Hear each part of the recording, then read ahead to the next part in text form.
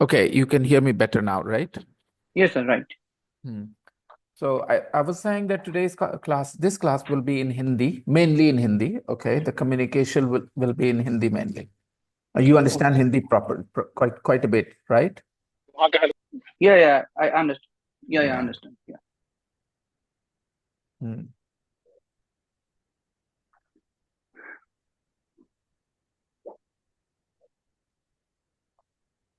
Let me go live. Hello, Ravi.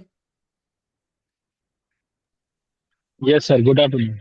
Good afternoon, Ravi.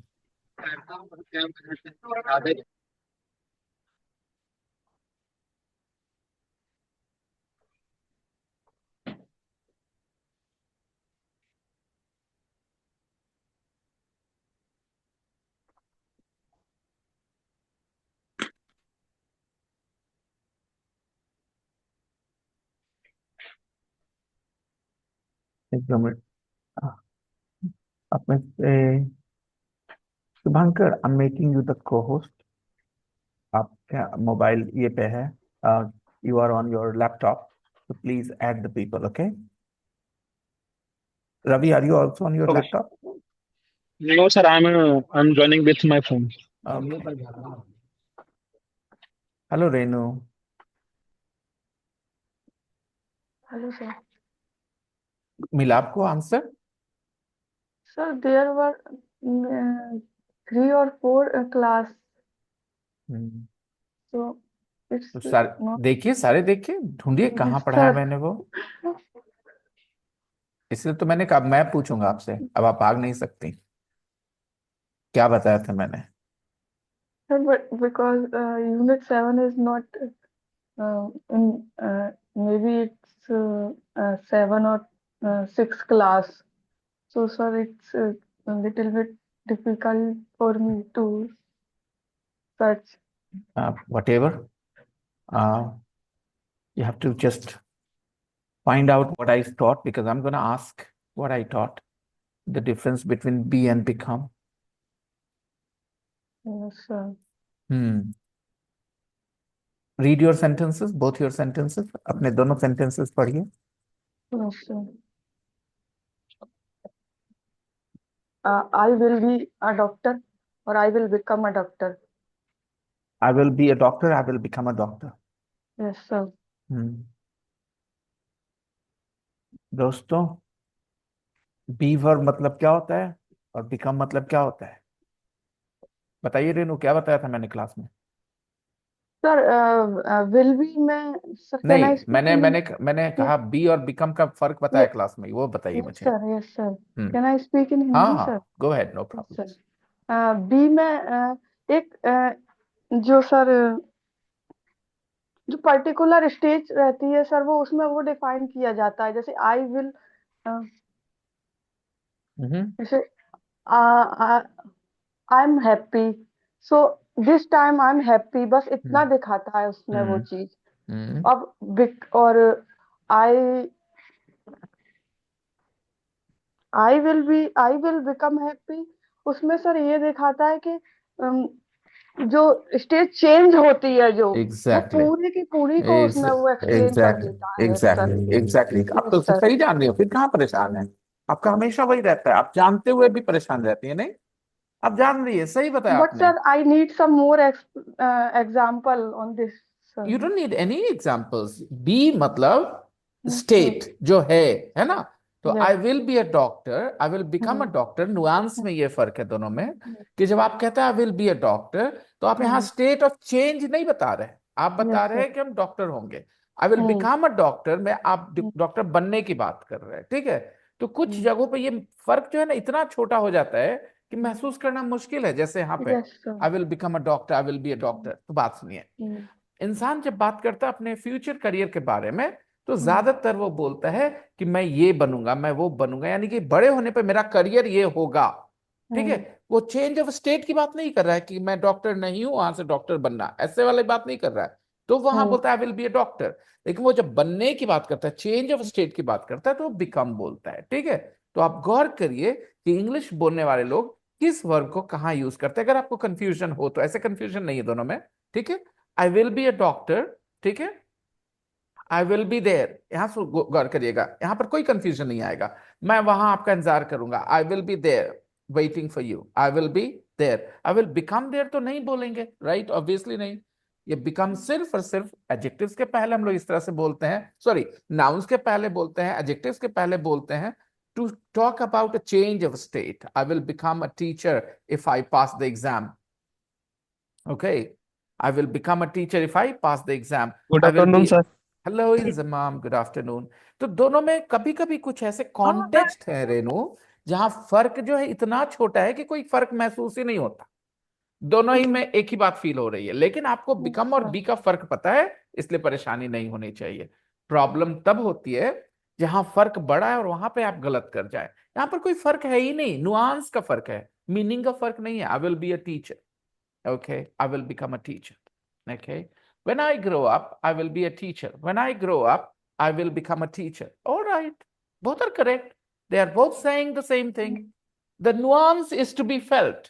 जो nuance होता है वो बताया नहीं जाता, वो फील किया जाता है, ठीक है। तो nuance ऐसा फील करने का है कि I will be a doctor, be मतलब हाँ हम डॉक्टर होंगे, I will become a doctor बन जाएंगे, ठीक है।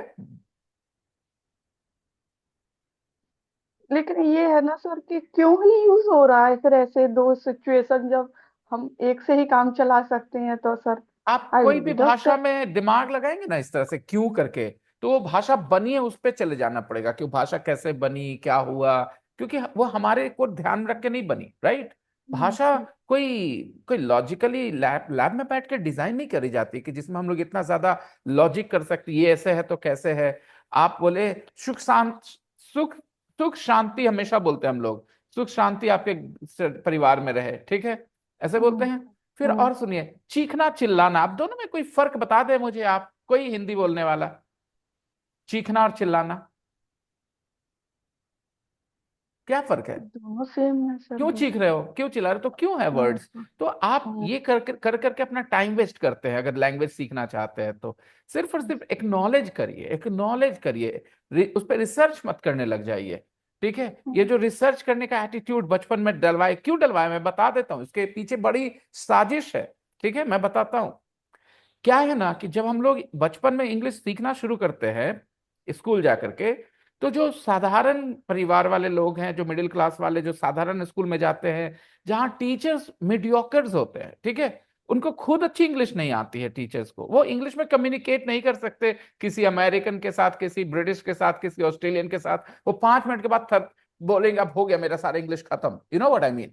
तो ऐसे लोग अपनी महत्व कैसे दिखाएं कि वो इंपॉर्टेंट हैं, तो वो इन्हीं चीजों पे इतना ज्यादा एम्फेसिस करते हैं बचपन में कि आपके दिमाग में बन जाता है तरीका कि ऐसे ही इंग्लिश पढ़ा जाए।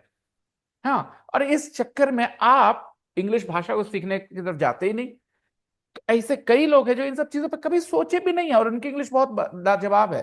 पता है क्यों? क्योंकि उनके टीचर्स ऐसे थे जो इंग्लिश में कम्युनिकेट कर सकते थे, और उन्होंने वो इंग्लिश भाषा की स्किल जो है अपने स्टूडेंट्स को ट्रांसफर कर दी, इम्पार्ट कर दिया वो स्किल, ठीक है ना, शेयर कर दिया, धीरे धीरे उनको ट्रेन कर दिया। लेकिन हम लोग ऐसे स्कूल में पढ़े जहां आप इमेजिन करो, बताओ मुझे कौन से टीचर्स थे जो पढ़ाई के अलावे हर समय इंग्लिश में कंफर्टेबली बात करते थे? ऐसे कितने टीचर्स मिले आपको स्कूल में? तो वो कैसे बताते कि वो इंग्लिश के टीचर है, कैसे वो अपने आप को बेहतर दिखाते, उनके पास क्या ऑप्शन था? और ये बात तो आपको पता है, इंसान की फितरत है अपने आप को बेहतर दिखाना, राइट। तो इंग्लिश पढ़ाने वाले लोग किस तरह से अपने आप को बेहतर दिखाते हैं?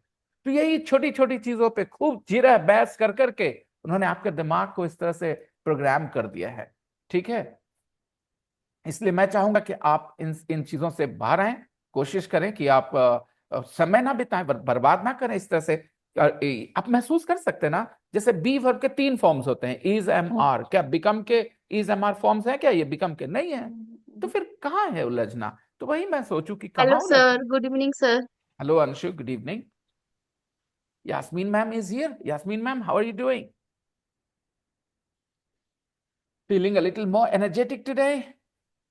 No, she's not even around, I think, not responding. चलिए मैं स्टार्ट करूं, आर्टिकल्स के सेंटेंसेस लाऊंगा, आपको पढ़ना। अब हेलो आपके sir. Questions. Hello Yasmin ma'am, good to good here from afternoon you. Sir. Good afternoon actually. तो मैं क्या बोल रहा था कि आपके सामने अब ना खाली द और नो द नहीं है, ए एन द और नो आर्टिकल्स, 4 ऑप्शंस हैं। खाली जगह छोड़ दिया जाएगा, आर्टिकल्स की जरूरत नहीं है या आर्टिकल्स की जरूरत है, अगर जरूरत है तो एक चाहिए, एन चाहिए और दी चाहिए। तो चलिए हम इस पे थोड़ा पहले क्लियर कर दें आपको, ताकि क्वेश्चन अटेम्प्ट करते समय आपके दिमाग में ये चीजें चले। आपको पता है ए और एन सिंगुलर काउंटेबल नाउन के साथ यूज होते हैं। Yes sir. ए और एन किसके साथ यूज होते हैं? सिर्फ सिंगुलर सिंगुलर काउंटेबल नाउन के साथ यूज होते हैं। ओके। द किसी के साथ भी यूज होता है। द के लिए इंपॉर्टेंट यह है कि स्पीकर और लिसनर दोनों को एहसास हो किस नाउन के बारे में बात करी जा रही है, इसी वजह से उसको कहते हैं डेफिनिट नाउन, तो डेफिनिट आर्टिकल। द को डेफिनिट आर्टिकल क्यों कहते हैं? क्योंकि वो नाउन्स को डेफिनिट कर देता है कि हाँ वो ही नाउन, हाँ वही। The sofa behind you Renu, है ना, द सोफा बिहाइंड यू, ठीक है। तो डेफिनिट कर दी मैंने, द सोफा बिहाइंड यू। ऐसे तो दुनिया में कई सोफा हैं, मैं किस सोफा की बात कर रहा हूं, तो डेफिनिट हो गया, आपको भी पता चला, हाँ भाई वही। अच्छा, तो डेफिनिट नाउन्स के पहले डेफिनिट आर्टिकल्स। सब बस इतनी सी बात है। और अब शुरू करते हैं, फिर हर जगह हर एक सेंटेंस में एक्सप्लेनेशन देते चलेंगे, तो आप आर्टिकल सीखेंगे। Besides learning articles, I will also explain some English words and phrases that you will see in the sentences. So overall, your English will also grow a little bit. Okay? So shall we continue now? Shall we start, I mean, Yes, with the exercises? Yes, sir. Okay. Give me a second.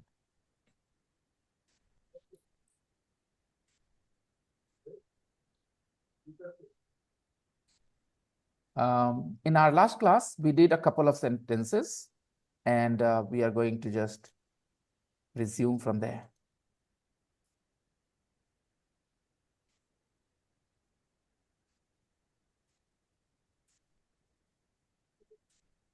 You can see it, right, on your screen? Yes sir. ये चलो एक बार पूरा से कर लेते हैं, 1 से करते हैं, क्योंकि स्टोरी चल रही बड़ी इंटरेस्टिंग, ठीक है। फॉलो करते चलना। Everybody, number 1. There was a knock on the door. I opened it and found a small dark man in a blue overcoat and a woolen cap.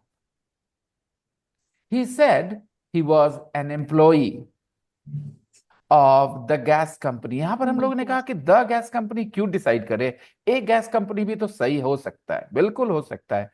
जब ए और द के बीच का फैसला लेना है तो कई बार दोनों सही हो सकते हैं, अलग अलग कॉन्टेक्स्ट में। ये द गैस कंपनी इसलिए हम लोग चुन रहे हैं क्योंकि जो आदमी बता रहा है ये कहानी, उसको पता होता है कि वो गैस कहां से आता है उसका, राइट। तो वो उसी गैस कंपनी के बारे में बात कर रहा है जहां से उसका गैस आता है, राइट। इसीलिए डेफिनिट हो गया तो द गैस कंपनी। अगर ये डेफिनिट ना हो तो फिर ए गैस कंपनी भी हो सकती है। He was an employee of a gas company. मैं पार्टी में एक आदमी से मिला, ठीक है, वो एक गैस कंपनी का एम्प्लॉई था, तो मैं वह उस आदमी के बारे में कैसे बताऊंगा? He was an employee of a gas company.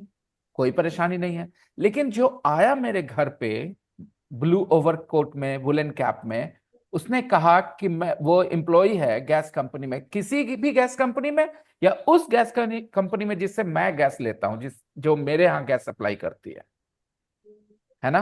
तो इस वजह से ये गैस कंपनी डेफिनिट हो गई। और अगर ये डेफिनिट हो गई तो हम इसके पहले द लगा लेंगे। He said he was an employee of the gas company. No problems. अगर डाउट लगे, कंफ्यूजन हो तो मुझसे जरूर पूछेगा। And had come to read the meter. अब ए मीटर भी सही है, द मीटर यहां सही नहीं है, कॉन्टेक्स्ट में सही नहीं है। ए मीटर अपने आप में हो सकता है क्योंकि मीटर क्या है, एक सिंगुलर काउंटेबल नाउन है। तो यहाँ ए मीटर क्यों नहीं बताएंगे? क्योंकि वो पढ़ने आया था और मीटर की रीडिंग लेना था। कौन से मीटर की रीडिंग लेने आया था? तो पता है ना, मेरी ही मीटर की रीडिंग ना, तो डेफिनेट है ना, एक ही मीटर तो आपके दिमाग में आ रहा है और वो मीटर है मेरा meter. He had come to read the meter. Doubt है कोई? चलिए मूव ऑन करते हैं। No sir. नंबर 3 पे, ठीक है। बट आई हैड, लेकिन मुझे सस्पिशन हुआ। ध्यान रखिएगा, मुझे एक सस्पिशन हुआ बोलना जरूरी नहीं है हिंदी में, लेकिन मुझे ना सस्पिशन हुआ। मैं ये पिछले कुछ दिनों से आपके क्लास में बता रहा हूं कि बचपन में आपको बताया गया चेयर मतलब कुर्सी, पेन मतलब कलम, पेंसिल मतलब पेंसिल, गर्ल मतलब लड़की। इससे क्या हुआ, आपके दिमाग में एक चीज बन गई।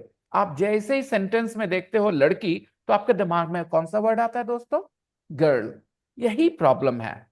अगर आपको बचपन में सिखाया जाता कि लड़की का इंग्लिश ए गर्ल होता है, क्योंकि एक्चुअली लड़की का इंग्लिश ए गर्ल ही होगा जब भी आप इंग्लिश सेंटेंस सुनोगे तो। जैसे मैं कहूंगा अंशु लड़की है, लड़का नहीं है, तो मैं कहूंगा अंशु इज ए गर्ल। मैं नहीं बोल पाऊंगा Anshu is girl. Give me a second, जरा सा मुझे एक सेकंड दीजिए, I am getting a call.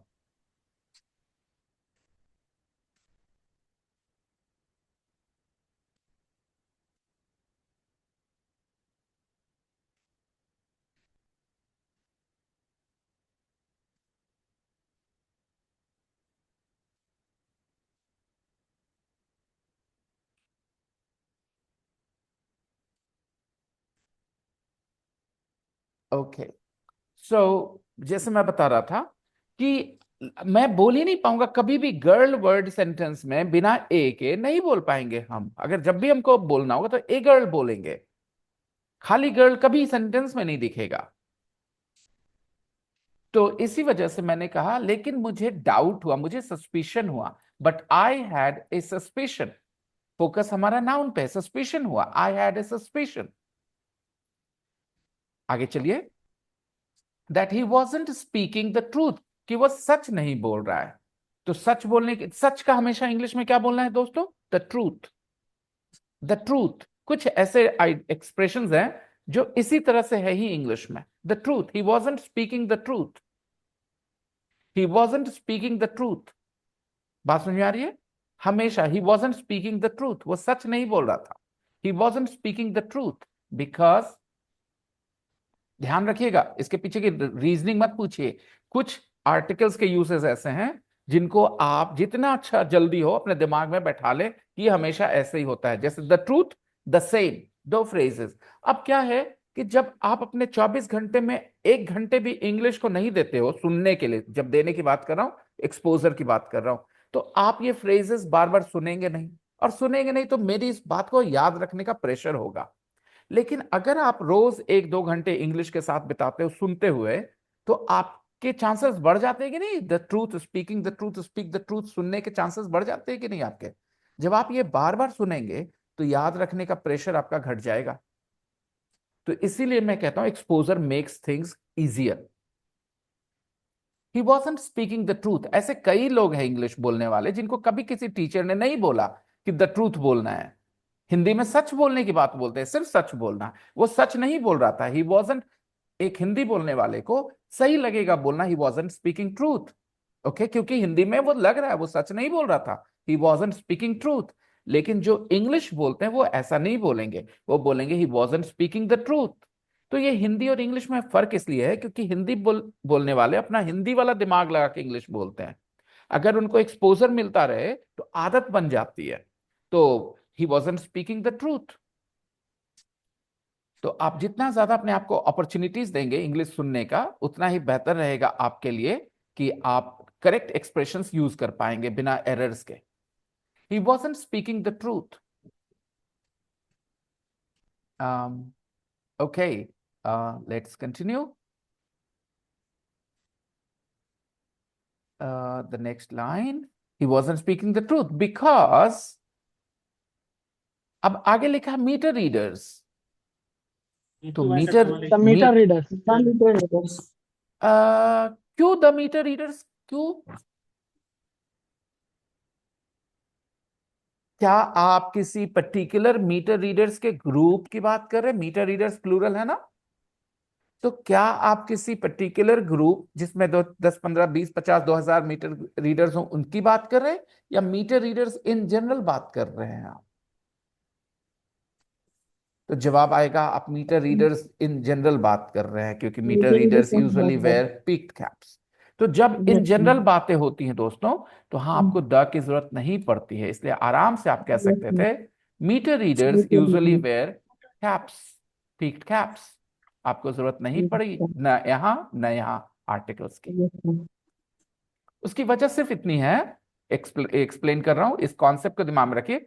Metre readers usually wear peaked caps, Hindi में देखिएगा, मीटर रीडर्स अक्सर हमेशा पीक्ड कैप्स पहनते हैं। ठीक है, वो नहीं पहने हुए था, क्योंकि वो कौन सा कैप पहने हुए था दोस्तों? वुलन कैप पहने हुए था। He was wearing a woollen cap. लेकिन मुझे उस पर एक डाउट हुआ कि वो सच नहीं बोल रहा है, क्योंकि जो मीटर रीडर्स होते हैं, तो मीटर रीडर्स मतलब मीटर रीडर्स इन जनरल की कोई खास मीटर रीडर्स, कोई ग्रुप ऑफ मीटर रीडर्स, किसकी बात कर रहे हैं हम? सोचिए, A group of meter readers. कैसे, Group of कहाँ, meter कौन सा readers. ग्रुप, कौन सा ग्रुप, कौन सा ग्रुप, कौन सा ग्रुप? जब Meter मैं, readers group का. नहीं, बात समझिएगा दोस्तों। स्टूडेंट्स बोलने से स्टूडेंट्स इन जनरल की फीलिंग आती है, लेकिन द स्टूडेंट्स बोलने से a specific group of students की बात फीलिंग आती है। गौर करिएगा, इंडियंस बोलने से इन जनरल इंडियंस की फीलिंग आती है। दिमाग में डालिए और प्रैक्टिस करिए, अभी के अभी बैठे बैठे दिमाग में लाइए। इंडियंस मतलब Indians in general, the Indians मतलब a particular group of Indians, not all Indians in general. बात समझ में आ रही है दोस्तों? तो जब मैं कहता हूं स्टूडेंट्स, तो students means students in general. लेकिन अगर मैं एक पर्टिकुलर ग्रुप की बात कर रहा हूं तो मैं कहूंगा द स्टूडेंट्स। जैसे मान लो दिल्ली में एक इस कॉलेज में झगड़ा हुआ और स्टूडेंट्स ने टीचर्स के ऊपर चढ़ाई कर दी, तो अटैक कर दिया, तो यहां पर जनरल स्टूडेंट्स बोलना है कि द स्टूडेंट्स बोलना है? The students. क्योंकि एक स्पेसिफिक ग्रुप ऑफ स्टूडेंट जो दिल्ली के जिस कॉलेज में झमेला हुआ, वहां उन लोगों ने टीचर्स पे चढ़ाई कर दी, वो टीचर्स इन जनरल बोलना है या द टीचर्स बोलना है? The teachers. द टीचर्स बोलना है। तो ये दिमाग में आपको आइडिया, कॉन्सेप्ट लाना होगा और बार बार अप्लाई करना होगा। Meter readers usually wear peaked caps.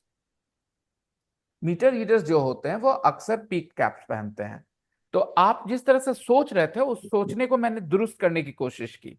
ठीक है, मैं 2-4 एग्जांपल्स देके पूछ लेता हूं, आप मुझे बताइएगा कि क्या यहाँ पे आपको इन जनरल सिर्फ प्लूरल नाउन की जरूरत है या द प्लस प्लूरल नाउन की जरूरत है? स्पेसिफिक है ये, ध्यान रखिएगा दोनों में फर्क क्या होता है। ठीक है, फिर से बता देता हूं। शॉपकीपर्स मतलब बेटा, शॉपकीपर्स बोलने का क्या मतलब होता है?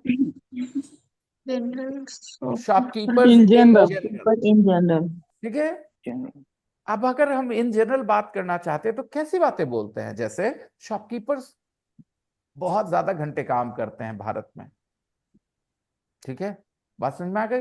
लेकिन अगर बात करूं मैं एक स्पेसिफिक ग्रुप ऑफ शॉपकीपर्स, मान लो मैंने कहा कि जयपुर में एक रोड पे पुलिस जाकर के वो इंक्रोचमेंट हटाने की कोशिश कर रही थी, दुकानदारों ने पुलिस पे हमला कर दिया।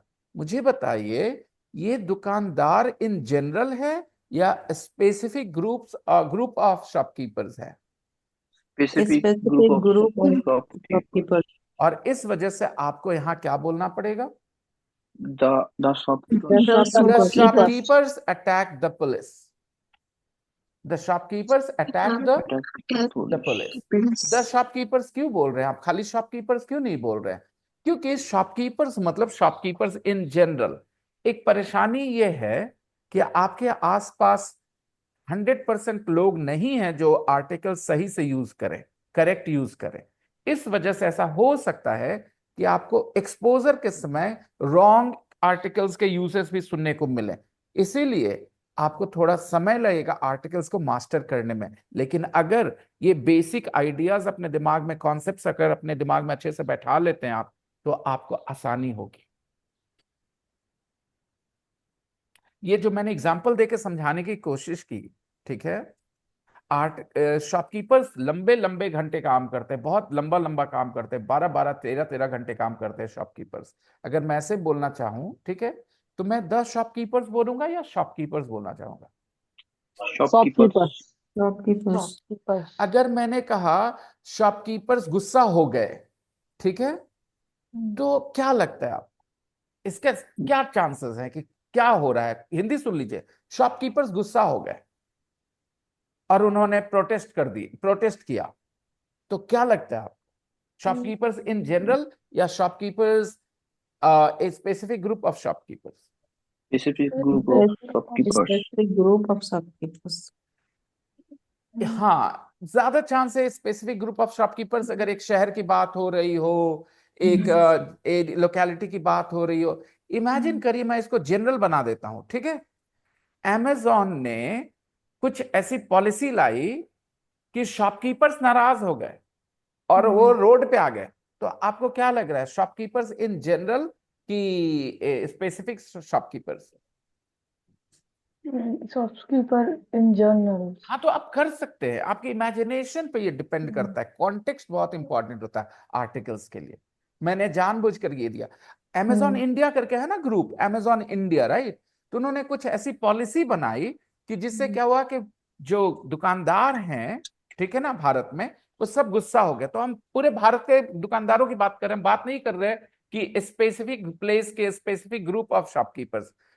Shopkeepers got angry. हालांकि यहां पर आप लोग द शॉपकीपर्स इन इंडिया करके भी आप एक्सप्रेस कर सकते हो उस आइडिया को, ठीक है। बात समझ में आ रही है? क्योंकि द शॉपकीपर्स इन इंडिया करने का मतलब क्या हो गया, फिर से आपने उसको स्पेसिफिक ग्रुप बना दिया ना। तो बस खाली ये बात को कॉन्सेप्ट समझिए, राइट और रॉन्ग को बाद में डालना है। आपको ये देखना है कॉन्सेप्ट क्या कहता है, वो कॉन्सेप्ट कहां कहां अप्लाई हो रहा है और कहां उसके एक्सेप्शन केसेस बन रहे हैं, उस पर ध्यान दीजिएगा। ठीक है दोस्तों, कैन वी कंटिन्यू?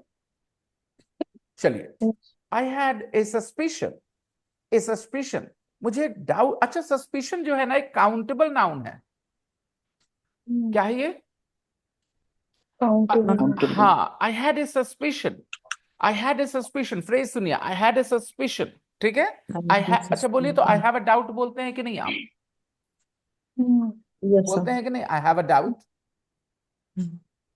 तो उसी तरीके से आई had a suspicion. Any problems? No, sir. I had a suspicion that he was. मैं फिर बताऊं, पिछले क्लास में मैंने बोला है, आप अपनी ओवरऑल इंग्लिश को इंप्रूव करते चलिए, आप ये फ्रेजेस नेचुरली सीखते जाएंगे। मैं फिर से दोहरा दूं ये बात कि जितने भी स्टूडेंट्स मैंने कहा, लोग इंग्लिश बोलने वाले, ये सब आसानी से बोल रहे होते हैं, वो रूल सोच के नहीं बोल रहे होते, उनको आदत पड़ चुकी होती है फ्रेजेस की। उनको इतना बार वो कान में चला जा चुका होता है कि उनके मुंह से ऐसे ही निकल आता है, ठीक है, बोलते समय। बाकी एग्जाम्स वगैरह में तो आप सोच के कर ही सकते हैं। I had a suspicion that he wasn't speaking the truth because meter readers usually wear peaked caps. Sentence का मीनिंग भी समझ में आ गया? मुझे डाउट क्यों हुआ? उसके वुलन कैप की वजह से। नंबर 4, सारे लोग नंबर 4 पे समय लगाएं थोड़ा सा, फिर मैं एक्सप्लेन करता हूं।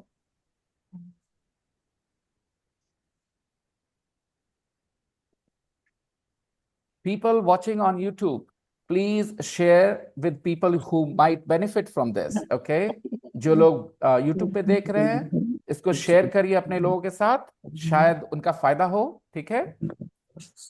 और अपने आंसर्स I आप did, यहाँ sir. चैट बॉक्स में लिखिए। Thank you Jafri, thank you very much.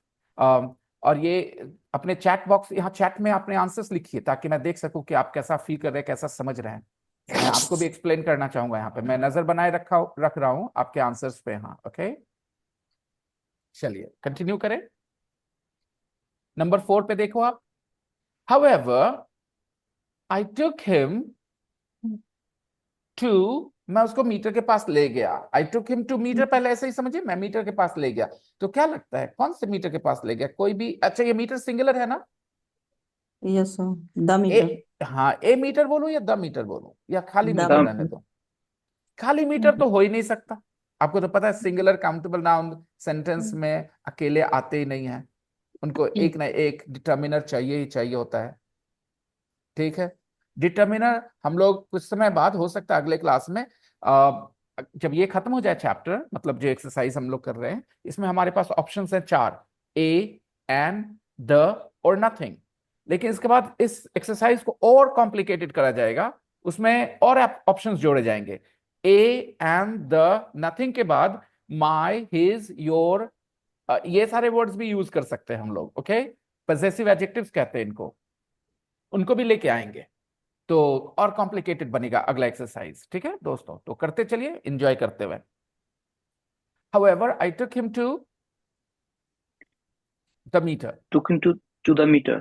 मैं उसको मीटर के पास ले गया। अब मीटर यहाँ पर डेफिनेट है, जो मेरा मीटर था वहां ले गया मैं, right. I took him to the meter which is in The dark corner.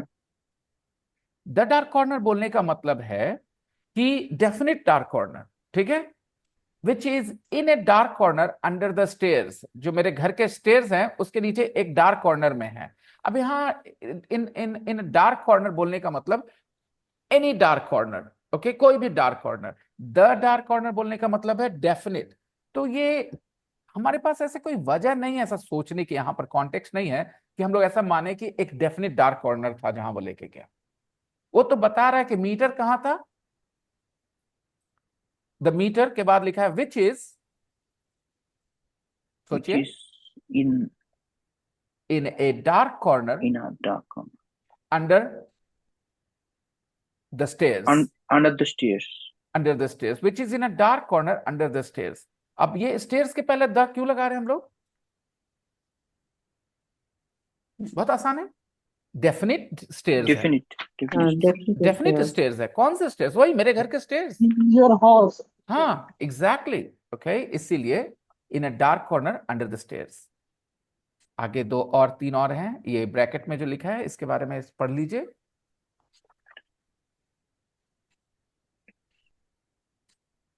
क्या लिखना चाहेंगे? The meter. Sorry. हिंदी में लिखा है मीटर जो होते हैं वो ज्यादातर यूजुअली अक्सर, हाँ, सीढ़ियों के नीचे डार्क कोनों में ही लगे रहते हैं। ठीक है दोस्तों, यही हुआ ना Hindi.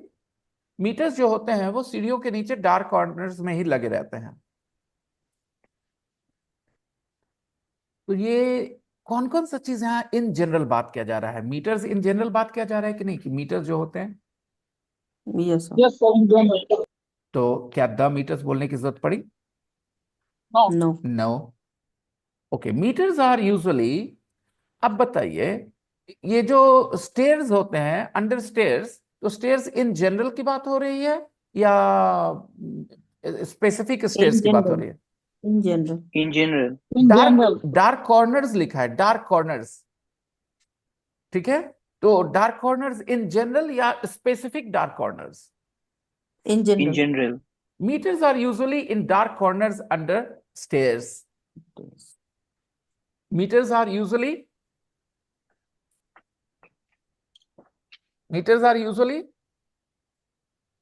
In In a dark dark corner under the corners. stairs. meters are usually in dark corners under Under Stairs. stairs. Under The stairs. Under हाँ, stairs. अगर हम द लगा दे बाय द वे यहाँ पे अंडर द स्टेयर्स, तो इससे क्या होगा कि जिस घर की बात हो रही है वहां वहां, ठीक है। तो ये ऑप्शनल, कई बार जो चीजें होती हैं इस तरह से, फिर से मैं बता रहा हूं, नुआंस में फर्क पड़ेगा। राइट और रॉन्ग खाली मत सोच के चलिएगा। Meters are usually in dark corners under the stairs. तो हर एक घर के जो स्टेयर्स होते हैं, जो डार्क कॉर्नर्स होंगे वहां रखा होगा। Meters are usually in dark corners under the stairs. Under stairs भी बोल सकते हैं, जो कि हम लोग पहले डिटर्मिन किए कि स्टेयर्स इन जनरल, जो सीढ़ियां होती हैं बस वहीं रखे होते हैं। इस तरह से इंग्लिश में आर्टिकल्स का यूज होता है दोस्तों। मैं समझता हूं, मैं आपके जगह पे रह चुका होता हूं, इसलिए मुझे एहसास होता है कि आप लोगों को कहां कहां मुश्किल होगी। ठीक है, पढ़िए फिर से एक बार। और कुछ बार रेनो, एक बहुत बड़ी इंपॉर्टेंट चीज होती है स्टूडेंट्स को एक्नॉलेज करना नई इंफॉर्मेशन को, ठीक है, एक्नॉलेज करके उसको अप्लाई करना, और एक रेजिस्ट करना, कहना कि क्यों ये सही है। आप समझ रहे हैं? एक बात को एक्नॉलेज करना, जैसे मैंने कहा meters are usually in dark corners under stairs. Meters are usually in dark corners under stairs. ये सारी चीजें जनरल बातें हो रही है एक तरह से देखा जाए तो, ठीक है। चलो आगे देखते हैं।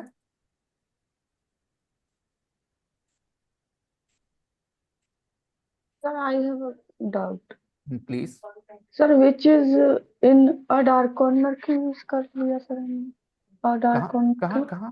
Which is in a dark corner sir, ऊपर। हाँ, Close. सीढ़ियों के नीचे। आप हिंदी में क्या बोलना चाहते हैं, बोलिए।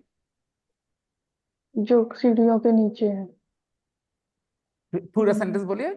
मैं उसको मीटर के पास ले गया जो कि सीढ़ियों के नीचे एक कोने में, अंधेरे कोने में। अंधेरे कोने में। क्या आप जब ये बोलते हैं ऐसे कि जो सीढ़ियों के नीचे एक अंधेरे कोने में रखा है या रखा था, ठीक है, तो क्या आप कोई स्पेसिफिक कोने की बात कर रहे हैं? जैसे यहां पर हम लोग बात कर रहे थे, भी पीछे वाले क्वेश्चन में आ जाएंगे, पीछे वाले क्वेश्चन में आ जाते हैं हम लोग। A blue overcoat and a woollen cap, वो पहने हुए था एक ब्लू ओवरकोट और एक वुलन कैप। तो पिछली बार जाफरी ने गलती करी थी, उसने द बोला था यहाँ पर, पता है क्यों? उसने सोचा वही ब्लू कोट जो पहने हुए था। अरे भाई वो पहने हुए था, लेकिन ब्लू कोट पहने हुए था, एक वुलन कैप पहने हुए था। मैंने डेफिनेट बनाया कौन सा ब्लू कोट, कौन सा वुलन कैप पहना हुआ था, नहीं ना? वैसे ही सीढ़ियों के नीचे एक अंधेरे कोने में रखा हुआ था, सीढ़ियों के नीचे एक अंधेरे कोने में मीटर लगा हुआ था। समझ गई? Sir dark before dark we use a. आप जो सवाल पूछ रही हैं ये अभी के प्रॉब्लम की वजह से नहीं है, जो मैं पढ़ा रहा हूं उसकी वजह से नहीं है। आप जो सवाल पूछ रहे हैं इसकी जो रूट्स है, इस सवाल के जो रूट्स बन रहे हैं वो आपके किसी प्रायर इंफॉर्मेशन की वजह से है, जो इस क्लास में आने से पहले जो आपके दिमाग में कोई जानकारी थी उसकी वजह से है। आप मुझे ये बताइए, डार्क के पहले मैं एक क्यों ना लिखूं, खाली ये बताइए आप, जो आपने इस तरह से सरप्राइज होकर पूछा ना कि डार्क के पहले ए लगाऊं, क्यों ना लगाऊं? डार्क के पहले क्या लगना चाहिए आपके जानकारी के हिसाब से, चल ये बताइए, और क्यों ना लगे ए, ताकि मैं आपको समझा सकूं कि आपकी प्रॉब्लम क्या है। हाँ बताएं।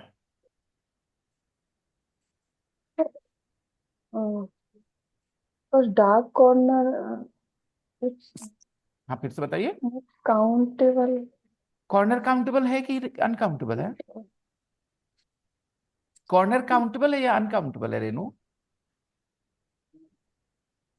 अनकाउंटेबल। कॉर्नर अनकाउंटेबल होते हैं? नहीं, ऐसा तो नहीं मैं समझता। किसी को ऐसा लगता है कॉर्नर काउंट अनकाउंटेबल्स होते हैं? नो। ठीक है, तो सही वहां पर कंफ्यूजन आपका था कि कॉर्नर अनकाउंटेबल होता है, ऐसा नहीं है। डार्क एक एडजेक्टिव है जो इस नाउन के पहले आया है। जैसे मैं बोलूं ए ब्लू शर्ट, वैसे ही मैं बोलूंगा ए डार्क कॉर्नर। जैसे मैं बोलूंगा ए ब्यूटीफुल गर्ल, वैसे ही मैं बोलूंगा ए डार्क कॉर्नर।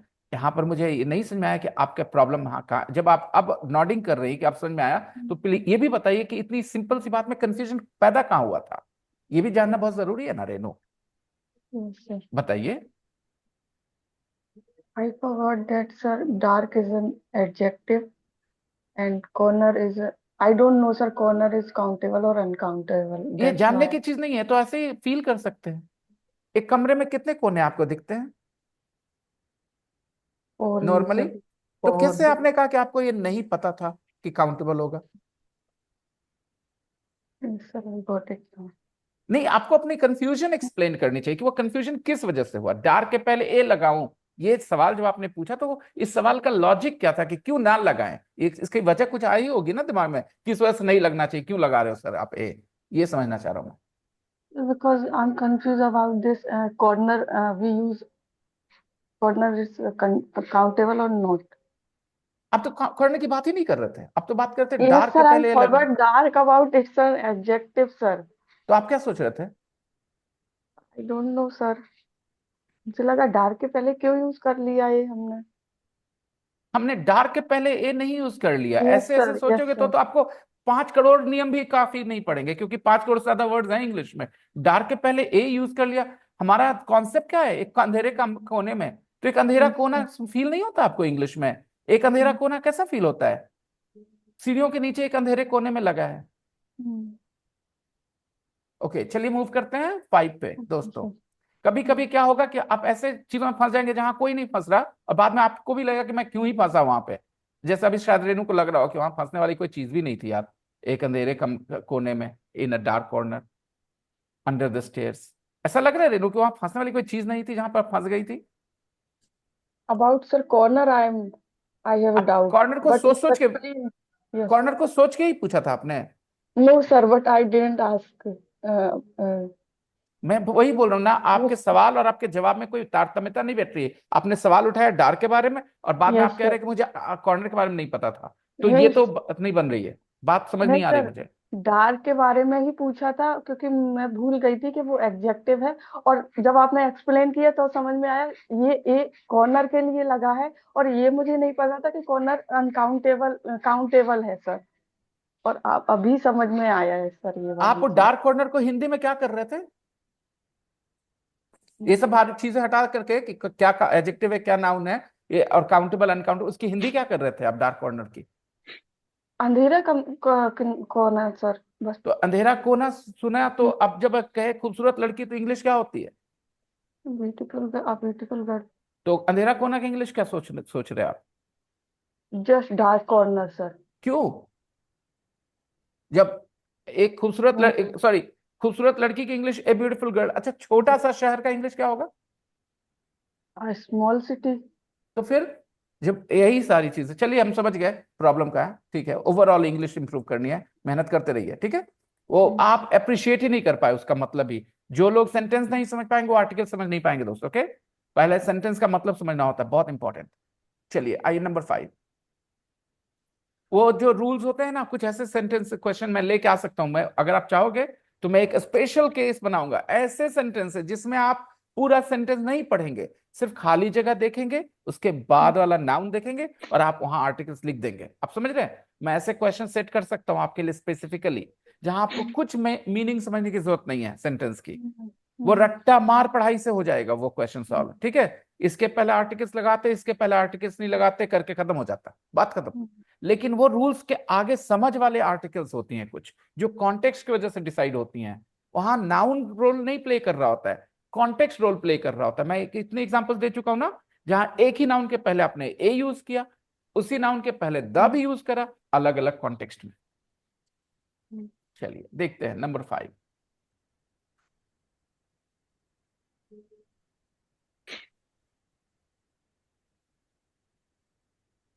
3-4 खाली जगह दोस्तों, पढ़िए, सेंटेंस की मीनिंग निकालिए पहले, उसके बाद डिसाइड करिए कि कौन, क्यों, कहां, कैसे।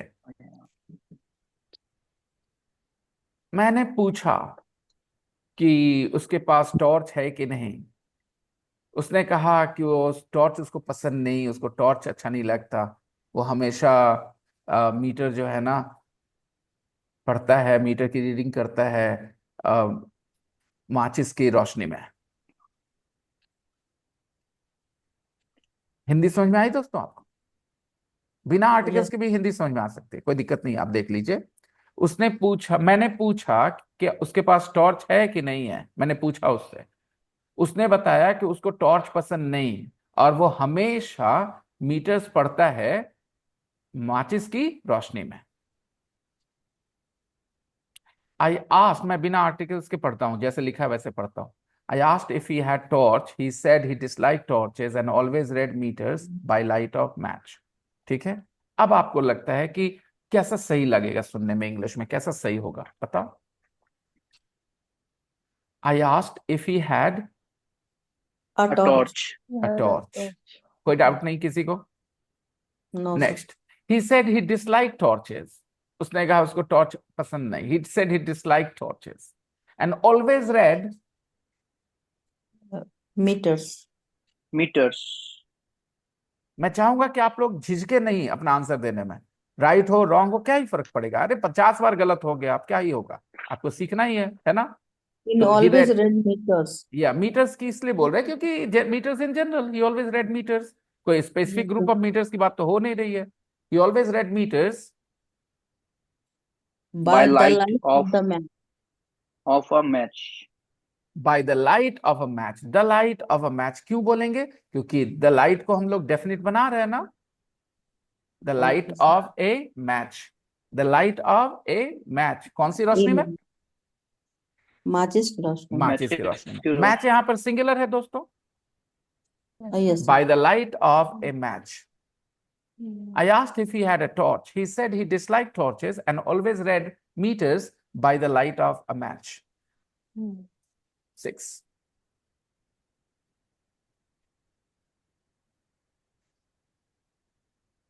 नंबर 6 पे आओ सारे लोग।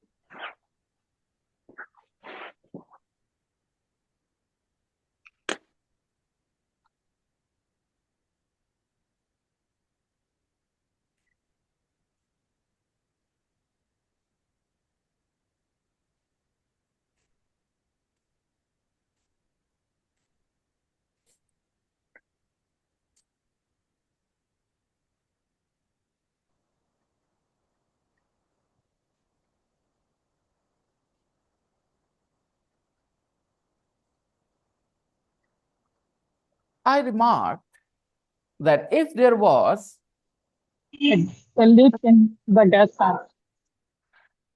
if there was a leak, खाली लीक तो बोल ही नहीं सकते, आपको तो पहले ही क्लियर कर चुका हूं मैं. If there was a leak, एक लीक There हो was a सकता है, leak multiple I mean plural हो सकता है लीक्स, है ना, इसलिए ए लीक.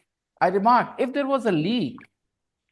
अब यहाँ in the gas pipe. A gas pipe भी बोल सकते हैं, मल्टीपल गैस पाइप में से किसी एक गैस पाइप में, वहां जरूरी तो नहीं कि एक ही गैस पाइप हो, वहां एक से ज्यादा गैस पाइप हो, उसमें से किसी एक गैस पाइप में, in a gas pipe, in a gas pipe, बोलिए इन अ गैस पाइप, बोलिए in a In a gas pipe, ताकि मैं In a मतलब in a gas समझाऊं. pipe. in a In a gas gas gas pipe. Pipe pipe. मतलब gas क्या in a हुआ gas कि pipe वहां गैस पाइप है, उसमें से किसी एक में अगर लीक हुआ है, in a gas pipe, okay, in the gas pipe, the gas pipe मतलब वही गैस पाइप, ठीक है, द गैस पाइप जो मेरे यहां आ रहा है, बात समझिए. तो यहां पर आप ए भी बोले या द बोले, कोई फर्क नहीं पड़ता, दोनों का कॉन्टेक्स्ट अलग हो जाएगा हल्का सा, लेकिन करेक्शन दोनों है. देखिएगा, if there was a leak in the gas pipe, if there was a leak in a gas pipe, feeling क्या आती है जब दोनों मैं बोलता हूं तो? जब मैं बोलता हूं if there was a leak in the gas pipe, तो यहां द गैस पाइप मतलब definite gas pipe, Check pipe. Check pipe. definite gas pipe. Or if there was a leak in a gas pipe, not a definite gas pipe, any gas pipe. आप समझ रहे हो ना? Yes. If there was a leak in a gas pipe, if there was a leak in the gas pipe, there might be An explosion. An explosion. there might be an explosion. हो सकता है explosion हो जाए. There might be an explosion while he was reading The meter. The the meter. meter. The meter. Perfect. बढ़े आगे. Yes, sir. 6 के बाद 7. मैं चाहता हूं थोड़ा आप लोग जल्दी जल्दी आंसर करें, ठीक है?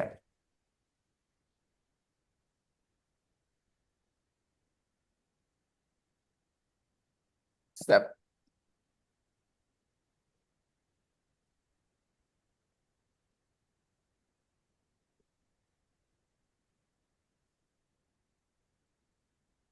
मैं अगले संडे को कोशिश करूंगा आप लोग के लिए एक अलग से सिर्फ और सिर्फ रूल बेस्ड एक्सरसाइज लाने की, ताकि आपको लगे कि देखो आर्टिकल्स दो तरह से समझे जा सकते हैं. सिर्फ वैसे ही रहेंगे जिसमें कुछ कॉन्टेक्स्ट समझने की जरूरत नहीं है. खाली पढ़िए वो वर्ड जिसके पहले खाली जगह है और आराम से आप लिख दीजिए. उसका एक्सप्लेनेशन एक लाइन में आएगा, इसके पहले आर्टिकल्स लगता है, इसके पहले आर्टिकल्स नहीं लगता, बस इतना. ठीक है दोस्तों, मैं ये करके दिखाता हूं ताकि आपको समझ में आए कि ये वाला काम चैलेंजिंग है, आपको ये चैलेंज लेना चाहिए.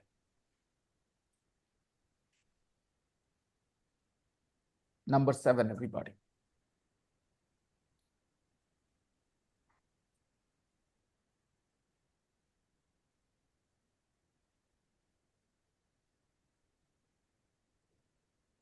जब मैंने बोला कि अरे आप एक्सप्लोजन हो सकता है यार, यही बोला ना मैंने उसको जब रीडिंग कर रहे हो तो. ही सेड, उसने कहा, As the matter of the fact. As ये the matter of the मैं बता दूं, ये आप इसलिए गलत करें क्योंकि ये फिक्स एक्सप्रेशन आपको नहीं पता है. ये एक फिक्स एक्सप्रेशन है, as a matter of fact, as a matter of fact, as a matter of matter. As a matter. As a matter of fact. As a matter of fact. ये एक expression है. जिसने ये expression सुन रखा है वो tension नहीं लेगा. आपको पता है ये एक स्टोरी में से सारे आर्टिकल्स ड्रॉप कर दिए गए हैं और कुछ नहीं है दोस्तों, ठीक है? और उनको अलग अलग तरीके से आपके लिए क्वेश्चन बांट दिया गया, दो दो एक एक सेंटेंस, दो दो सेंटेंस पे कि लो करो. ये एक स्टोरी दिख रहा है ना, एक स्टोरी चल रही है ना, और सारे आर्टिकल्स हटा लिए गए हैं. ये एक एक्सप्रेशन है, as a matter of fact. As a matter of fact. कहाँ यूज करते हैं, किस लिए यूज करते हैं? Matter of fact. एक्स्ट्रा जानकारी देने के लिए यूज करते हैं, करेक्शन करने के लिए यूज करते हैं, एम्फेसाइज करने के लिए यूज करते हैं. ठीक है, जैसे मैं एग्जांपल देके दिखाता हूँ, as a matter of fact सिखाता हूँ आपको कैसे यूज करते हैं इसको. हम लोग एक दूसरे को पसंद करते हैं. दरअसल हम लोग शादी करना चाहते हैं. ये दरअसल क्या है? दरअसल तो जो हिंदी में बोल गया आप आराम से. हम लोग एक As a दूसरे matter को of पसंद fact. करते हैं, दरअसल हम लोग शादी करना चाहते हैं एक दूसरे से. We like each other, as a matter of fact we want to get married now. As a matter of fact ये बात आपने क्या करा, आप देख लीजिए. ठीक है, फिर दूसरा सुनिएगा. ठीक है, ऐसा नहीं नहीं नहीं नहीं, क्रिकेट को हम क्रिकेट पसंद नहीं करते, ऐसा नहीं है। दरअसल मेरे पास समय नहीं है। क्रिकेट तो हमको बहुत पसंद है, क्रिकेट तो मुझे तो who said I don't like cricket? As a matter of fact, I love cricket. It's just that I don't have the uh, time to watch. I don't have time to watch cricket. I don't have time. As a matter of fact is used this way, कोई बात को correction करने के लिए कि who says that I don't like cricket? As a matter of fact, I'm crazy about cricket, but I just don't have time to watch. बात समझ में आ गई? तो as a matter of fact एक expression है, as a matter of fact. कभी कभी आप एक्स्ट्रा डिटेल्स भी देते हैं। They came to visit me. As a matter of fact, they stayed in my house for 3 days. तो as a matter of fact एक एक्सप्रेशन है। आप आगे बात को बढ़ाते हैं, एम्फेसाइज करते हुए डिटेल देते हैं, कभी कभी थोड़ा सा करेक्शन कर देते हैं as a matter of fact बोल के। तो अगर आप कभी as a matter of fact नहीं सुनेंगे तो कभी कैसे डिसाइड करेंगे कि वहां ए बोलना था, यहाँ नहीं बोलना था? कैसे डिसाइड कर सकते थे? नहीं कर सकते थे। ठीक है, ये एक फिक्स एक्सप्रेशन है, इसमें कोई लॉजिक नहीं चलना है, कोई लॉजिक नहीं। क्या है expression? As a matter of fact. अब आप लोग इसको बोलने की आदत डेवलप करिए, as a matter of fact. मैंने जब क्लास ज्वाइन किया तो मुझे लगा मैं 2-4 महीने में तो इंग्लिश बोलना शुरू कर दूंगा, ये कर दूंगी, लेकिन as a matter of fact दरअसल इंग्लिश बहुत मुश्किल चीज है। अब एहसास हुआ मुझे। ठीक है। Zafri, you can send the class video to the Indonesian girl, and I hope that she speaks, what you say, Hindi, because a lot of conversation is in Hindi. He said, as a matter of fact, there was हाँ चलो बताओ। As a matter of fact, there was An explosion. जानते हो दोस्तों, जानते हो, अगर मैं ये पूरी कहानी ऐसे लिख के देता, कई जगह पे इंसान सिर्फ इसलिए गलतियां करता है क्योंकि वो जो सीखता है वो गंदा सीखता है। कुछ लोगों को लगेगा कि कोई नाउन दोबारा आ जाए तो उसके बाद द लगा देते हैं, पहली बार आता है तो ए लगाते हैं। ऐसा पढ़ा होगा आप लोगों ने, है ना, कि कोई नाउन पहली बार मेंशन किया जाए तो ए बोलते हैं, दोबारा मेंशन बात वही नाउन आने पर द बोलते हैं, पढ़ते हैं लोग। ठीक है, तो प्रॉब्लम है कि एक्सप्लोजन की बात पहले ही हो गई थी ना। There might be an explosion while he was reading the meter, और फिर से एक्सप्लोजन आया तो कुछ लोग बस आंख मूंद के द लगा देंगे उस नियम के हिसाब से। नहीं, एज ए नहीं, matter there of was fact an there was an explosion. Explosion, क्योंकि जिसको There was लैंग्वेज an की समझ आती explosion. है, समझ है, वो कभी भी यहाँ द नहीं लगा सकता, right? There was an explosion. As a matter of fact there was an explosion. उसने बताया कि सही बोल रहे हैं, दरअसल हुआ था explosion in In the last house I in the last visited. house I visited, in the last house I visited. In the last house. Outside and the city. अब यहाँ द तो पता है, लास्ट बोलो फर्स्ट बोलो, आप definite तो कर ही चुके हो, इसीलिए आपको लगाना चाहिए। सेकंड भी बोलोगे तो द लगाना चाहिए, थर्ड भी बोलोगे तो द लगाना चाहिए। क्यों? क्योंकि जैसे ही आप बोलते हो सेकंड, आप डेफिनेट कर देते हो, थर्ड बोलते हो डेफिनेट कर देते हो, फोर्थ बोलते हो डेफिनेट कर देते हो, फर्स्ट बोलोगे डेफिनेट करोगे, लास्ट बोलोगे डेफिनेट करोगे, इसलिए द लगता है। तो लोग इसको रूल्स के तौर पे याद करते हैं कि भाई फर्स्ट सेकंड थर्ड इनके पहले द लगाना चाहिए। अगर आप समझ बनाते हैं तो याद करने की क्यों जरूरत है? क्योंकि आप जैसे ही बोलते पहला तो आपने डेफिनेट करा ना। The first person to come to class today, the first person to come to class today, class में आने वाला पहला इंसान, the first person to come to class. Definite था ना कि जो पहला था वही द फर्स्ट, तो the first. Last, the last explosion in the last house I visited. There was an explosion in the last house I visited, and Mr. Smith, The owner of the house. The owner of the owner of the house, the house. Owner the of house the कैसे बोला? family. वही घर ना जिसमें आग लगी, Yes, the sir. owner of the house। और घर के जो मालिक थे जल गए। Was burnt कौन से घर के in. मालिक जले भाई? जिस घर में आग लगी उसी घर के मालिक जलेंगे ना, डेफिनेट हो गया। तो इसलिए कॉन्टेक्स्ट ऐसे काम करता है। The owner of the house was burned In the face. ये चीज मैं आपको कोर्स में भी पढ़ा चुका हूं, ठीक है, ये चीज मैंने आपको कोर्स में भी पढ़ाया हुआ है। मैं आपको दिखाना चाहूंगा, जस्ट मुझे 1 मिनट दीजिए। लेकिन वो आर्टिकल्स ऐसी चीज है ना, रेपिटेशन लगता है। मैं मानता हूं इस बात को 100%, ठीक है। फिर हिज फेस नहीं होगा यहाँ पे? नहीं, यहाँ नहीं होगा, मैं बता देता हूँ कैसे होता है वो, मैं समझा हम्म। देता हूँ। अच्छा सवाल है। उस सवाल जो आपने पूछा है ना मैम, वो बहुत सॉलिड सवाल है, और समझा देता हूँ उसको।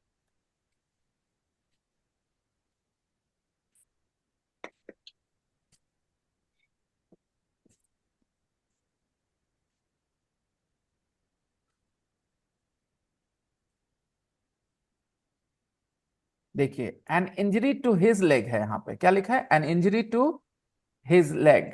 ओके, तो जब भी बॉडी पार्ट्स की बात होती है, नॉर्मली हम लोग माय, योर, हिज, ये वर्ड्स बोलते हैं, और इस वजह से ही मैम ने पूछा हमसे कि वहां हिज फेस नहीं होगा। ओके, देखिए सेंटेंस का ये अरेंजमेंट देखिएगा। I hit in his face. I hit in his face. या on his face doesn't matter, वो मैटर नहीं कर रहा है, his face। लेकिन अभी इसी बात को गौर से सुनिएगा, I hit him in the face। क्या समझे? Yes, sir. I hit in his face, हाँ, लेकिन I hit him in the face. in the face। और दूसरा एग्जांपल लेता हूं, I held her wrist। I held her wrist, मैंने उसकी कलाई पकड़ी। I held her, I held her by the wrist। I held her by the wrist। By the wrist. ये गौर करिएगा कि यहां पर जो आप यूज कर रहे हैं फ्रेजेस, किस तरह से कर रहे हैं। एक प्रीपोजिशन होता है, ठीक है, उसके बाद द होता है, फिर बॉडी पार्ट का नाम होता है। I punched his back। I punched his back। His back. I punched him in the back. Exactly, or on the back, है ना? Yes, sir. I punched him On the back. And on the back or in the back। in the back. On I the back. punched his back। I punched his back। अब बताइए, I punched him in his stomach, I punched him in the stomach, कौन सा correct है In the grammatically? stomach. I punched him, In the stomach. ये grammatically correct है। क्या आपको लगता है सब लोग इंग्लिश बोलने वाले लोग इस बात का ध्यान रख पाएंगे? इतना सोचते हैं? इतना नहीं, ठीक है। तो प्रॉब्लम मेरी ये है कि मैं ना फंसा रहता हूं। आप लोग कभी कभी चाहते हैं कि मैं आपको एकदम करेक्ट इंग्लिश बताऊं, चाहते हैं ऐसा, लेकिन वो करेक्ट इंग्लिश को फॉलो करने के लिए आपको जितनी एनर्जी और जितना टाइम लेके आना चाहिए वो लेके भी नहीं आते। ये आपको दुकान का सबसे बढ़िया सामान खरीदना है, लेकिन आप पैसे इतनी से लेके आते हैं, सबसे खराब सामान से कम के लिए भी लेके आते हैं। कीमत देना चाहते हैं सबसे कम, सस्ते सामान से भी कम, और सामान चाहिए आपको सबसे बढ़िया। कैसे ऐसा होगा? कोई दुकानदार दे पाएगा? नहीं। यहां पर अगर आप सबसे अच्छी इंग्लिश चाहते हैं तो ये पैसे का खेल नहीं है। आपको क्लियरली पता, आप 7 लाख रुपए भी दे दोगे तो भी आप अच्छी इंग्लिश नहीं सीख सकते, right? It's not about money, it's about energy and time that you bring. आप जो टाइम और एनर्जी लेके आते हो वो तो इतनी सी लेके आते हो, इतनी सी टाइम और एनर्जी, इतना सा फोकस, जो कि साधारण इंग्लिश सीखने के लिए भी काफी नहीं है। और यहाँ इन सब चीजों पे भी बात हो जाती है। और सबसे बड़ी मजेदार बात क्या है, अगर यास्मीन मैम ना होती तो शायद ये क्वेश्चन अभी ना उठता। तो क्लास में मिक्स्ड स्टूडेंट्स रहने की वजह से सबका फायदा होता है, क्योंकि कोई कुछ सवाल पूछता है, कोई कुछ सवाल पूछता है, सब बेनिफिट कर जाते हैं, हाँ कि ना? Yes, sir. He was burned In the face. In the face. In the face. The fire burned him, you know, the fire burned him in the face. He was burned in the face. Passive voice में थोड़ा परेशानी होता है दोस्तों, याद रखिएगा, क्योंकि जब मैंने कहा था आई पंच्ड हिम, तो हिम की वजह से आपको आइडिया मिल गया कि आगे इन द फेस बोलना है, इन द स्टमक बोलना है। लेकिन मैं सेंटेंस कहूं he was punched, he was punched, passive voice He में was बोल दिया मैं। in the अब face. हाँ जी, he was punched in the face, he was punched in the stomach। Yes.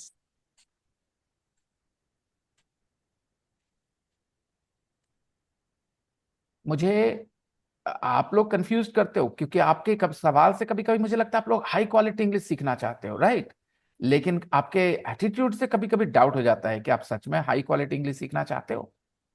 सवाल से लगता है आप सीखना चाहते हो, क्योंकि आप सवाल ऐसे से करते हो जिसमें अगर ये सवाल का जवाब ना देता तो अभी आप कैसा फील कर रहे होते, सोचिए। ठीक है, तो ऑब्वियसली मुझे ऐसा लगता है कि आप चाहते हैं अच्छी इंग्लिश सीखना, इसमें कोई दो मत नहीं है। सवाल आपके आते हैं इस तरह के। नंबर 8 बहुत आसान है, तीन तीन खाली जगह हैं, पढ़िए। Mister Smith was holding lighted match at time of explosion. Mister Smith जलती हुई माचिस पकड़े हुए थे एक्सप्लोजन के समय। A lighted match at the time of the explosion. Well done, Subhankar. Quick, you were Yes, sir. learning fast. Mr. Smith was holding a lighted match at the Lighted time match at the At the time of the time explosion. at the time of the explosion. Of दोनों the में explosion. at the time of the explosion. Explosion जब हुआ था उस explosion के समय, यानी time fix हो गया ना, at the time of the explosion. The explosion. Sir. Who was holding a lighted match? Mr. Smith was holding a lighted match. It A was lighted match का lighted. मतलब क्या हुआ दोस्तों? जलती हुई जलती हुई तीली। मैच। जलती हुई तीली, है ना, जलती हुई तीली पकड़े हुए थे। ठीक है, he was holding a lighted match. Number 9 पे आ जाइए। बहुत धीरे जा रहे हैं हम लोग, पता है।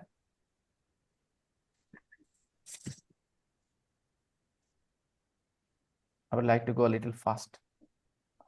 Number 9.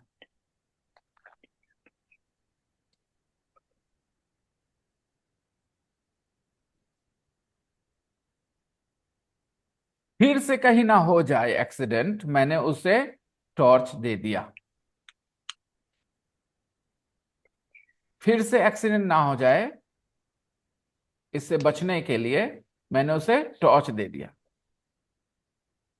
यही है ना लिखा हुआ, to prevent possible repetition of this accident I lent him torch. अब इसको अच्छे से पढ़िए, आर्टिकल्स के साथ पढ़िए जहां चाहिए। To prevent possible a reception. possible repetition, to prevent a Repetition, possible to prevent repetition of this accident, I lent him a I torch. lent I him lent a him a torch. torch.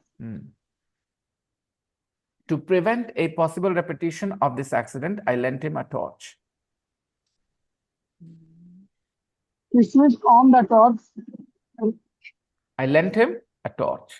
I lent Torch. him a torch. मैंने उसे torch. Torch दे दिया। मैं एक नहीं बोलूंगा, मैंने उसे torch दे दिया। I lent him a torch. क्योंकि आदत खराब है ये एक बोलने की, हिंदी में जरूरी नहीं होता। मैंने उसे टॉर्च दे दिया, कहीं दोबारा ना हो जाए वही। To prevent a possible repetition of this accident. Number 10. उसने टॉर्च जलाया। He switched on the He torch. switched on the torch, read the meter, and wrote Read the meter. the reading down Switched on the on the torch. back of the envelope. The back of the envelope. He switched on the torch, read the meter. Read the meter and Read the wrote the meter. reading. read the meter and wrote The reading. The reading down. Wrote a reading down. a reading or the reading. The reading. Reading. Reading means वो number हुए जो वहां पर से वो लिखना था ना, वो फिक्स है ना, द रीडिंग। कोई भी रीडिंग नहीं, वही रीडिंग जो मेरे मीटर पे थी। रीडिंग यहाँ मतलब कोई काम नहीं, यहाँ रीडिंग मतलब वो जैसे आप मीटर कोई पढ़ता बताता ये नंबर्स लिखे तो वो उसी को रीडिंग कहते हैं। ठीक है दोस्तों, ये रीडिंग है, नाउन है दोस्तों। क्या कई बार क्या होता है ना कि हम सेंटेंस नहीं समझ पाते तो आर्टिकल्स तो भूल ही जाओ। ठीक है, आर्टिकल्स आखिरी चीज है। जब हम सेंटेंस समझ रहे हैं तो फिर डिसाइड करेंगे क्या आर्टिकल्स होने चाहिए नहीं होने चाहिए। अगर हम सेंटेंस नहीं समझ रहे तो वो तो सोचना ही बेवकूफी है, आर्टिकल्स कैसे हो सकता। और जहां बिना सोचे काम हो जाएगा वो अगले संडे में जरूर 1 घंटे समय खर्च करके ऐसे सेंटेंसेस अरेंज करूंगा, ऐसे क्वेश्चंस ढूंढूंगा आपके लिए जो बिना मतलब समझे सिर्फ और सिर्फ रूल बेस्ड आर्टिकल्स के यूजेस हैं। तो भाई इसके पहले लगता है, इसके पहले नहीं लगता। 20-25 क्वेश्चंस ऐसे लेके आ जाऊंगा आपके लिए। ठीक है, चलो। He switched on the torch. आगे बोलना। On the torch, read the meter, read the meter, Read the meter and wrote and the wrote reading wrote the down reading down on the back of on the back envelope. of the The An back envelope. envelope. on An the back envelope. on the back Envelope. of an envelope. An envelope. क्योंकि Oh, अभी तक envelope की बात नहीं हो रही थी, ठीक है, तो एक एनवेलप के पीछे उसने लिख दिया, he wrote the reading down on the back of an envelope. an envelope. जब किसी नाउन के बारे में फर्स्ट टाइम बात हो, सिंगुलर नाउन के बारे में, तो आप जानते हो ना, an लगाना. हाँ जी, तो he switched on the torch, read the meter and wrote the reading down on the back of an envelope. Jafri कभी ग्रामर क्लास पढ़ा बच्चा? नहीं ना? No, sir.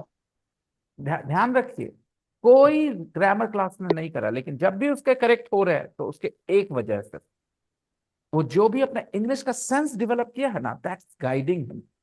एक्सपोजर का जो वैल्यू मैं बताता हूँ ना, वो जो भी फायदा ले रहा है, वो ऐसा नहीं कि वो बेस्ट है, मैं ऐसा नहीं बोल रहा, उसको बहुत मेहनत करने की जरूरत है. मैं उसको अकेले में हमेशा समझाता हूँ कि पूरा वैल्यू करो इंग्लिश को, बहुत अच्छा कर सकते हो, ठीक है, लेकिन जो कर पा रहा है वो इस वजह से कर पा रहा है. तो shall we continue to the next? Yes, sir. Quickly.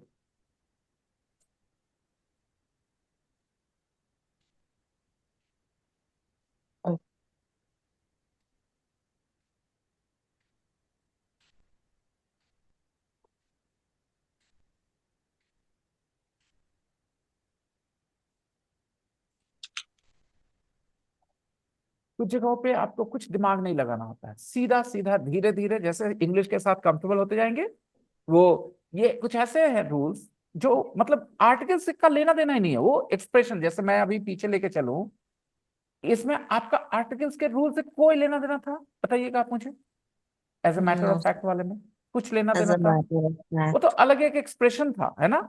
बस आपको यहां पर भी एक एक्सप्रेशन सीखना है, इन सरप्राइज दो, ठीक है? I said in surprise. I said in surprise. मैं हिंदी में मैं बिहारी बोलना चाहूंगा, मैं चिहाते हुए बोला, चिहाते हुए, चिहा के बोला. सुना है बिहारियों, मैं चिहा के बोला. No, sir. हम चिहा के बोले. यास्मीन मैम आप भी तो हैं बिहारी. लेकिन मैंने नहीं सुना सर. अच्छा, तो क्या बोलते हैं आप अगर ऐसा होता तो, कि हम चिहा के बोले? वो चिहा के बोला जैसे उसको कुछ पता नहीं था इस बारे में. मैंने ताज्जुब से बोला. अच्छा ठीक है, ठीक है, लेकिन हम लोग बहुत ये सुनते हैं. आतिफ सुने हो चिहा के बोला? Yes, sir. बहुत Yes, बहुत sir. सुनते हैं ये, मतलब बहुत कॉमन है हम लोग के लिए. अंशु, वो चिहा के बोला, तो Yes, मैं चिहा के बोला, आई सेड इन सरप्राइज. मैं इंग्लिश टू मगही सिखा रहा हूँ, इंग्लिश टू बिहारी सिखा रहा हूँ अभी. आई सेड इन सरप्राइज, मैं चिहा के बोला. क्या बोला भाई? मैंने आश्चर्य, मैं हिंदी कर देता हूँ, मैंने आश्चर्य से कहा, ठीक है, यानी चिहा के बोला. I said in surprise. In surprise fixed expression, कोई कुछ नहीं करने का. Said in surprise that. देखो रेनू, अगर हर जगह नियम चलता, ठीक है, तो यहाँ ए सरप्राइज होना इसलिए बनता है. कहाँ गई रेनू, है कि नहीं? Yes sir. यहाँ ए सरप्राइज इसलिए बनता क्योंकि सरप्राइज काउंटेबल नाउन हो सकता है. कहते हैं ना, I have a surprise for you. Yes. तो सरप्राइज एक काउंटेबल नाउन हो सकता है एक खास कॉन्टेक्स्ट में. यहाँ पर इन सरप्राइज एक फिक्स एक्सप्रेशन है, ठीक है, इन सरप्राइज. ओके, तो I said in surprise That to that. meter. The meter. No, पूरा no, पढ़ो no. ना, ऐसे खाली उस वर्ड को देख के नहीं डिसाइड कर सकते आप. A meter reader. That meter. Meter meter reader. reader. A meter readers. Readers no, plural है, meter ये तो reader. खैर हो ही नहीं सकता ना दोस्तों. Meter meter reader. Readers, meter के बारे में बात नहीं कर रहा, रीडर्स के बारे में बात करता है, प्लीज समझिएगा. मैंगो ट्री, मैंगो के बारे में खाली बात नहीं करता, मेनली ट्री है वो. मेरी बात समझना दोस्तों, ये जो Okay, कंपाउंड नाउन्स है ना, इसको कंफ्यूज मत करो मेरे दोस्तों. मीटर रीडर्स मतलब basically readers. Okay, meter readers मतलब readers who read the meter. तो वैसे एन एप्पल ट्री मतलब is a tree, is not an apple. An apple tree is a tree, not an apple. A computer table is not a computer, is a table. तो the noun is readers. तो आप ए metre readers नहीं बोल सकते दोस्तों, क्योंकि आप ए metre readers बोलने के लिए मीटर को वैल्यू कर रहे हो आप ज्यादा. रीडर्स प्लूरल है, आप ए नहीं लगा सकते, लगा सकते थे क्या? No. नहीं तो नहीं, नहीं लगा सकते, दा भी नहीं लगेगा इधर। दा भी नहीं लगेगा। No. Meter readers in general, meter readers in general. In general. I said in That surprise that meter readers usually Put reading, Put reading, put Put the reading. reading put reading down. Down in a book. Readings down. down Put in readings book. down. अच्छा, यहाँ put down मतलब लिखना होता है भाई। यहाँ put और readings का डाउन से कोई लेना देना नहीं, पुट का डाउन से लेना देना है। प्रॉब्लम क्या होती है लर्नर्स को, मैं जब भी कुछ सिखाने जाता हूँ ना, कोई भी चैप्टर इंग्लिश का, जैसे अभी हम लोग बात करें आर्टिकल्स का ना, लेकिन मेरा फोकस चला जाता है इंग्लिश पे घूम घूम के, क्योंकि मैंने बचपन से यही चीज झेला है कि हम लोगों को इंग्लिश समझ नहीं आती। जैसे आप लोग जिस तरह से पढ़ रहे हो, मुझे नहीं पता कि आप पुट और डाउन को कनेक्ट कर रहे हो कि नहीं। पुट डाउन मतलब लिखना होता है दोस्तों, Put readings down in. ठीक है? मेरा नाम लिख लो डायरी में, put my name down in the diary, put down my name, put down my name, put down my name, मतलब मेरा नाम लिखो। तो पुट डाउन मतलब लिखना होता है। आई बात सुनिए दोस्तों। सर सर जस्ट एक minute sir, I just put it down sir, just लिख लेते सर, जरा लिख लेते सर, चल I just put it down. तो पुट डाउन मतलब लिखना होता है, तो रीडिंग डाउन मत समझना, ओके? ये पुट डाउन है। Readers, meter readers usually put the readings down और put readings down in In In a a book. book. In a book. In a book. Can I say, sir, in the book, it provide a company? हाँ हाँ हाँ, in the book provide given by the company, ऐसा बिल्कुल कर सकते हैं, ठीक है? तो कर सकते हैं ऐसा, डेफिनेट बनाएंगे, द लगाएंगे, ओके? हाँ, तब पर भी कुछ कंफ्यूजन रहेंगे। हम हमेशा कह देते हैं ये बात कि कितना भी कुछ करिएगा, वो जो प्रैक्टिकल सेंस वाला कंफ्यूजन होता है वो रहेगा ही थोड़ा थोड़ा, टेंशन मत लीजिए, लेकिन फिर भी आप बहुत अच्छे रहेंगे articles. Number 12, he said that He had a book. he had He had a book, but that uh, That it had been burnt burnt in the in a fire fire. In a fire. in the Mr. In Smith the house. fire. In the Smith fire. house. In a fire. MR Mr. House. In the Mr. House. Hindi में पढ़ के, हिंदी में बताओ, तभी उस समझ बता पाओगे आर्टिकल सही होगा। उसने कहा कि किताब, उसके पास कॉपी तो थी, बुक मतलब किताब मत कर देना आता, ठीक है? उसके पास कॉपी तो थी लिखने के लिए, बट रजिस्टर वगैरह जो समझ लो, है ना? He reading said Burnt. that he had a book, हाँ, मगर but वो जल गया। that it had been burnt in लेकिन जल गया था। fire जल in गया। Mr. Atif Smith's Atif house. जल गया था, कहाँ जला बच्चे? मिस्टर बर्न स्मिथ हाउस में, उसके किसी घर में, मिस्टर स्मिथ के घर में। Mr. Smith's house. तो फायर के पहले क्या लगाए? The सारे In the लोग fire. बताइए। fire. The fire. ऑब्वियसली वही आग जो अभी थोड़ी देर पहले बताई थी ना, आग लग गई थी, उसी आग में, जी। In the fire in Mr Smith's house. It had been burned in the fire in Mr Smith's house, ठीक है? Yes, sir. He said that he had a book, but that it had been burned in the fire in Mr. Smith's house. तो आज के लिए बस इतना ही, 1.5 घंटे के लगभग होने वाले हैं, और हम लोग तेजी से आगे बढ़ना चाहेंगे, लेकिन तेजी से आगे बढ़ने के लिए देखो मैं बताता हूँ आपको करना क्या चाहिए। सीधा जवाब है मेरे पास, आपका थोड़ा सा ईगो ब्रूज हो जाएगा, लेकिन इसके अलावा मेरे पास आपके लिए कुछ बेहतर सजेशन नहीं है। आप में से ज्यादातर एक बार में कॉन्सेप्ट को पकड़ पाने में नाकामयाब रहते हैं। पूरे क्लास को रिवाइज करा करो यूट्यूब पे, और कोई ऑप्शन नहीं है, क्योंकि आप पढ़ते हो, समझते हो, फिर सर जाने देते हो जानकारी को दिमाग, उसकी वजह वही है, लैक ऑफ एक्सपोजर। ज्यादातर स्टूडेंट जो ग्रामर क्लासेस में एडमिशन लेते हैं, कोर्स खत्म होने के बाद एक फॉल्स सेंस ऑफ कॉन्फिडेंस रखते हैं कि मैंने ये पढ़ लिया, वो पढ़ लिया, लेकिन जब वो एक्सरसाइजेस करने बैठते हैं, जब तक वो एक ढर्रे पे एक्सरसाइजेस बेस नहीं किए जाए, जैसे मैं बताता हूँ, क्वेश्चन सेट करने का एक तरीका होता है, आसान किया जा सकता है सेट, जिसमें क्या है कि ज्यादा दिमाग ना लगाना पड़े, जो पढ़ाया गया वो जस्ट का तस यूज हो जाए, और एक जो पढ़ाया गया वही यूज होगा, लेकिन उसमें थोड़ा अपना दिमाग भी लगाना। मैं अगले बार आपके लिए आर्टिकल्स की बहुत आसान एक्सरसाइज लेके आने वाला हूँ। आसान किस मामले में कि आपको कुछ दिमाग नहीं लगाना पड़ेगा, मेरी बात को सुनेंगे, कहेंगे अच्छा, जैसे लिखा होगा डॉट डॉट डॉट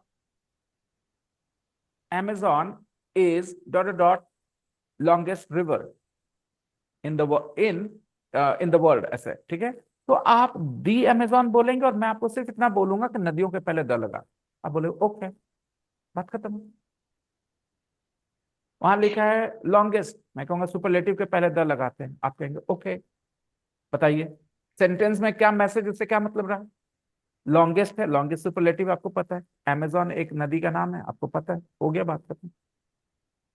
तो ऐसे अगर मैं क्वेश्चन सेट करूं, आपका दिमाग खराब नहीं होएगा, आप कहेंगे हो तो रहा है। तो आप इन सब चीजों को समझते हुए चलिए। अगर आप एक एम लेके चलते हैं कि आप C1 लेवल तक इंग्लिश लेके जाएं अपनी, तो स्ट्रगल से पीछे मत हटिए, चैलेंज लेना सीखिए और उसके लिए घंटों घंटों मेहनत करें। मेरे सक्सेसफुल स्टूडेंट्स लोग बहुत मेहनत करते थे, इस वजह से मेरी गाइडेंस मायने रखती। यास्मीन मैम ने जो पूछा कि वो हिज नहीं हो सकता था, होता है, बिल्कुल होता है, वो पैटर्न बदल जाता। मैंने बता दिया, समझ गए, चलिए, बात अच्छी बात है। ससरने मत दीजिए दिमाग से, ताकि बाद में कभी, क्योंकि इंडिया में क्या Sir, है ना, please fix your mic, sir. Okay, India में क्या है ना कि आपको सिर्फ इंग्लिश बोलने नहीं आना चाहिए, उसमें एक्यूरेसी होना चाहिए, ये बड़ी प्रॉब्लम है। हालांकि सब लोगों को नहीं चाहिए उतनी एक्यूरेसी, मुझे पता है आतिफ 4 लाइन बोल देगा, उसके गांव से 15 लड़के एडमिशन ले लेंगे, ठीक है, बात समझ में आ रही है, वो अलग चीज है।